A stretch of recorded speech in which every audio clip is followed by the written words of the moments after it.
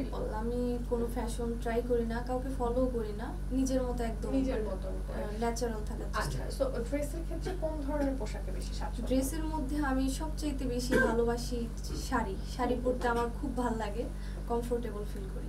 আচ্ছা আর বাঙালি পোশাক মানে শাড়ি তো হ্যাঁ, নারী তো অনবদ্য শাড়িতে শাড়ি। সুন্দর। আচ্ছা তাহলে একটু শুনি মানে কোন ধরনের কোন ম্যাটেরিয়ালের শাড়ি বেশি পছন্দ? আমার সর্বপ্রথম হচ্ছে জামদানি Obviously, এটা it has to be. এরপরে আদার্স যে শাড়িগুলো আছে সব ধরনের শাড়ি আমি পরি। প্রথম কবে শাড়ি পরেছিলেন মনে আছে?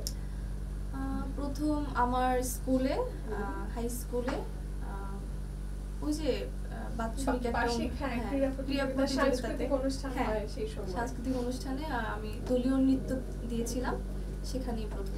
আচ্ছা তাহলে তো আপনি নাচও করতে পারেন, নাচটা কন্টিনিউ না করে আপনি গানে কেন গেলেন? না, নাচ ওইরকম ভাবে আমার মানে খুব বেশি যে একটা আগ্রহ নেই। আসলে ছোটবেলা থেকে ফ্যামিলিতে বড় হয়েছি, আমার মা বাউল পালা গানের সঙ্গীত শিল্পী ছিলেন। ছোটবেলা থেকে দেখতাম ঘরের এক কোণে একতারা, হারমোনিয়াম, বাঁশি, তো ওগুলো দেখতে দেখতেই বড় হয়েছি।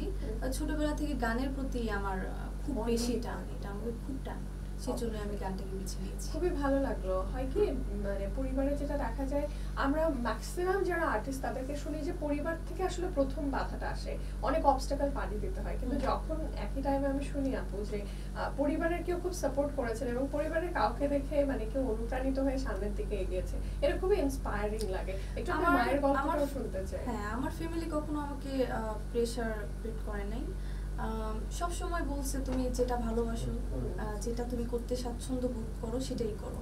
সো ছোটবেলা থেকে আমি মাকে দেখতাম গান গাইতো, মাকে দেখে গান শিখেছি, মায়ের কাছ থেকে আমি হাতে খড়ি আমার গানের।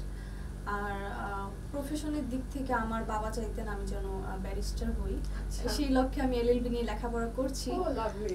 মানে বাবা মা দুজনের ইচ্ছে যেন পূরণ করা যায়। গানটা হচ্ছে আমার খুব শখের, এটা আসলে আমি সব সময় আমি গাইতে চাই।